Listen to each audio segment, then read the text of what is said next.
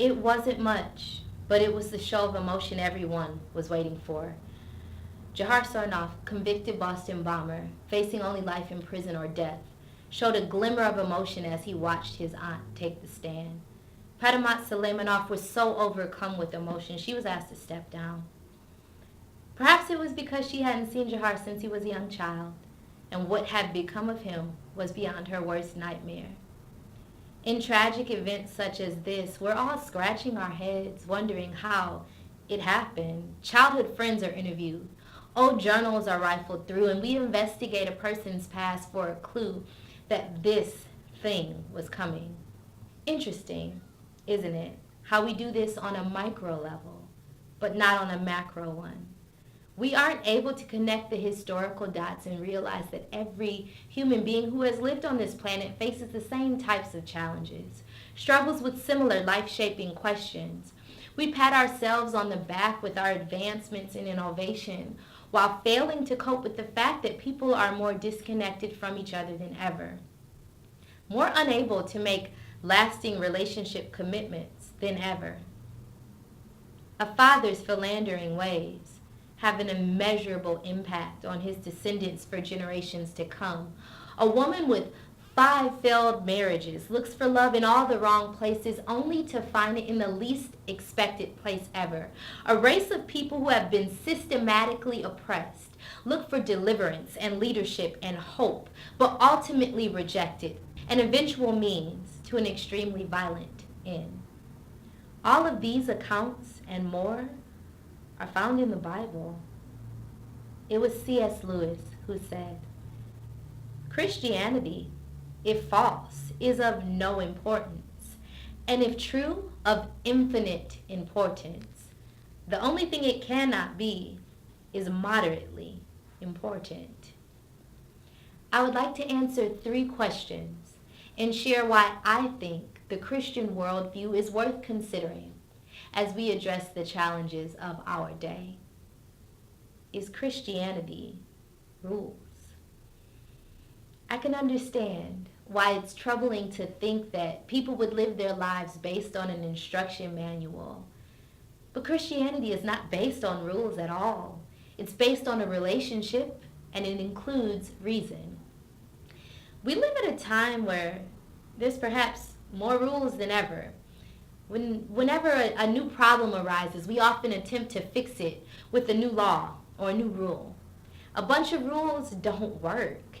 And if we look at the Christian faith that way, it won't work either. But it is absolutely reasonable, based on the relationship, for a parent to enforce rules out of love and protection. Without an understanding of the personhood of God the Father, it is impossible to see loving guide rails and boundaries, but instead stifling restrictions. Is Christianity outdated? I can understand that one of the most beautiful things that set apart human beings from other species is our ability to grow and change and document history. It seems so restrictive to keep looking to a book that is full of customs and lifestyles that appear to have nothing to do with how we live today.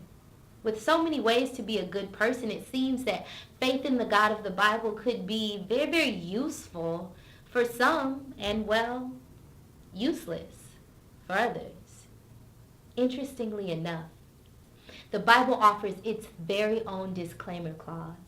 In 1 Corinthians chapter 15, the Apostle Paul says, "If Christ has not risen from the grave, then this faith is useless. But Christianity is set apart because of the death and resurrection of Jesus. The central figure of 66 books over 1,600 years is Jesus. The 4 Gospels detail his life, and historians generally agree that he lived. In fact, it is historian F.F. Bruce who says, "The evidence for our New Testament writings is ever so much greater than the evidence for many writings of classical authors, the authenticity of which no one dreams of questioning. And if the New Testament were a collection of secular writings, their authenticity would generally be regarded as beyond all doubt." the accounts of the life of an ancient Jewish rabbi are only questioned because contained within them are supernatural claims. But according to the Bible itself, the fulcrum of the entire faith is the resurrection. And if we set out to objectively investigate this event in history, we may find, as journalist and now follower of Christ Lee Strobel found, that the evidence supports a risen Christ. And if Jesus Christ did in fact rise from the dead, as he claimed he would do, this would cement his place as the central figure in human history, God incarnate, and the first glimpse of God's design for humanity perfectly and fully realized. Jesus Christ is as relevant today as he was 2,000 years ago, and he will be forever relevant. Between BC and AD stands one who changed everything. Is Christianity boring? I can understand how it would seem more excited to live with no guide rails. So many people have made history for thinking and creating and living outside of the box. And you know what? Jesus was one of them. He built an entire kingdom while resisting fame. He hung out with people no one wanted to be caught dead with. He challenged the religious leaders of his day, and he took time to play with children along the way. This Jesus reappeared to his followers after his death and resurrection, and his first question was like, yo, do you guys have any food? Like, who would write that in? This Jesus, not the one-dimensional guy that you've heard of, but this Jesus is a revolutionary, and for that reason, his love and his teachings have the power to transform our lives and the world in which we reside. For that reason, there is nothing boring about Jesus Christ or faith in him. In a moment, people encountered him and were radically changed forever. I have come, said Jesus, that they might have life and have it to the full. The offer for this life still stands today, and it's available to all of us. Through the eyes of Christ, we're able to understand how even when we try really hard and fall short, his grace fills in the gap. It's so exciting.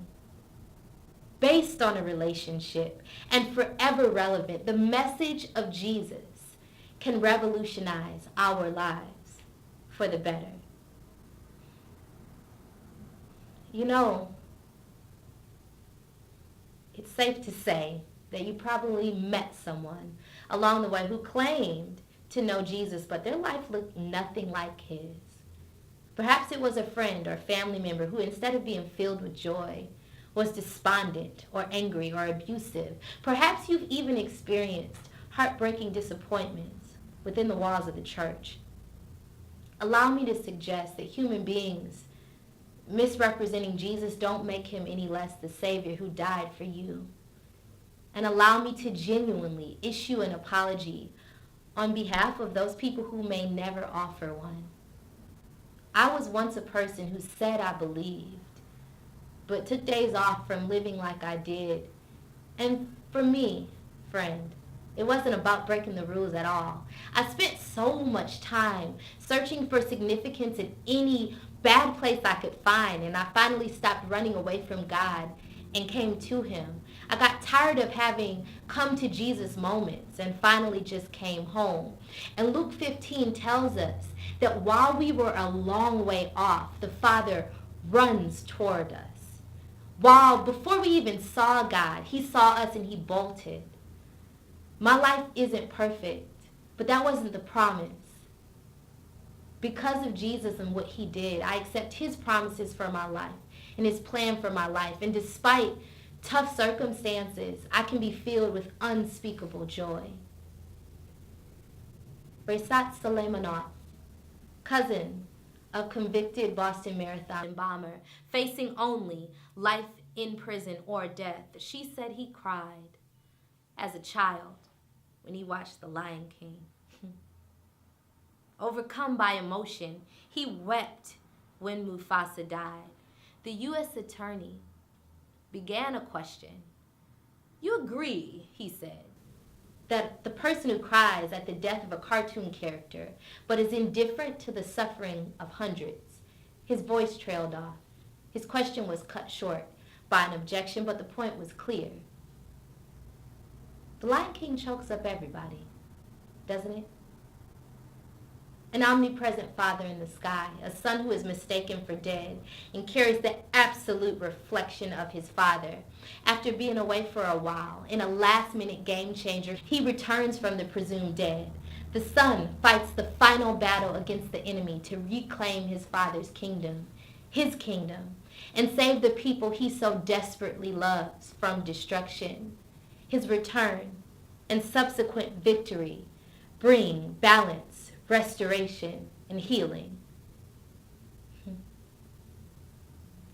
It really is a good story.